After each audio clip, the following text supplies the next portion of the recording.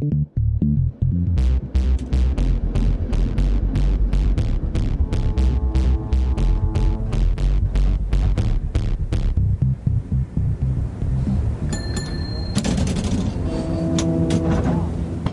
listening to When Everything Cracks, a mental health memoir set in old San Francisco.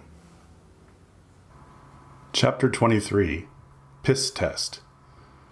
I think I got the fairy dust. I stopped taking my meds at night. Sharon, one of the clients, was worried that I wasn't in line with her to take them. I think she likes me. She came to my room. Duncan, it's med time. I know, Sharon, I already had mine. Dumbfounded, she replied, but I didn't see you take them.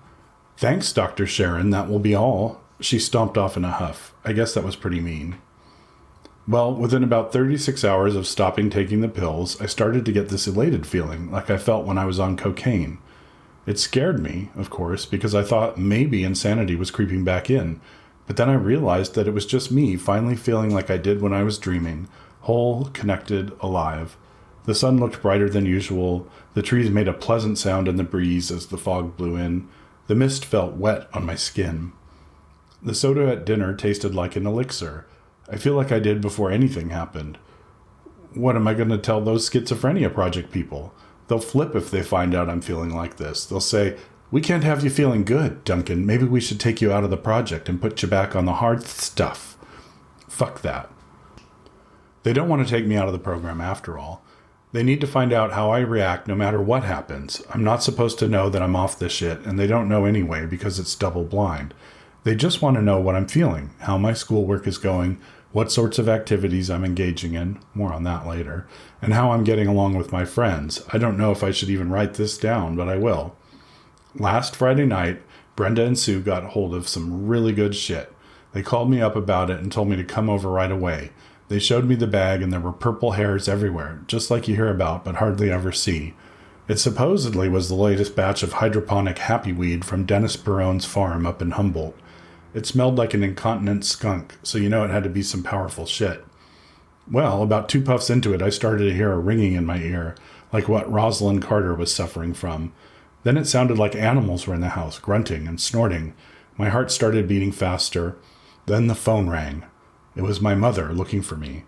Brenda handed me the phone like a hot potato. I couldn't keep it together. "Where the hell are you?"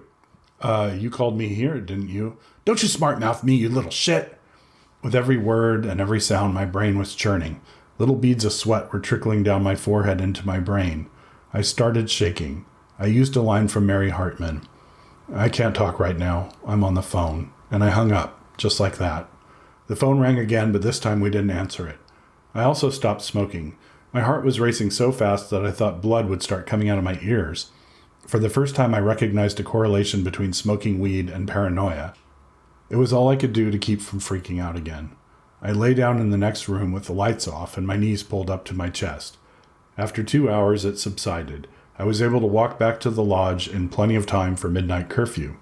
When I got to the lodge, the counselor on duty took one look at me and said, "We're doing a random drug check. Be prepared to take a piss test." What the hell was I going to do? I had 20 minutes till curfew. I called Brenda's house. "Dunky, what's up, sugar?" "Piss test."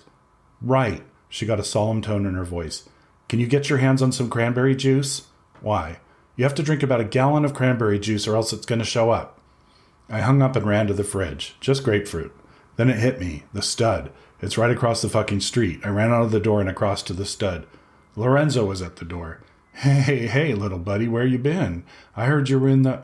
No time, I just smiled and kept on walking, right up to the bar, right up to Brian and his long hippie hair. He looked at me as if nothing had happened. This was the first time I'd seen him since my freakout. He just smiled wryly and said, "Bud?" I shook my head.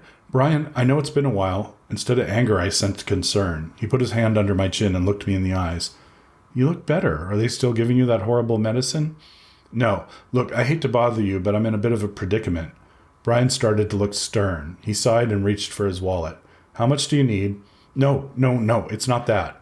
Brian relaxed. I guess he's heard that line before. "I need a gallon of cranberry juice."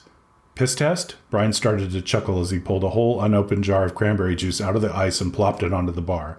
"Here you go." Quickly, I poured myself a glass and started to guzzle. It tasted good at first. After the fourth glass, I felt like a giant, gassy, bloated cranberry, but I kept drinking, watching the clock as it ticked toward midnight. At 11:58 and 30 seconds, I finished the jar and turned to leave. Brian called out, "You're welcome." I turned and gave him a genuine smile, a real, heartfelt, thankful smile, and ran out of the bar. I made it just in time. A week later, the piss test came back negative. Whoever knew that about cranberry juice?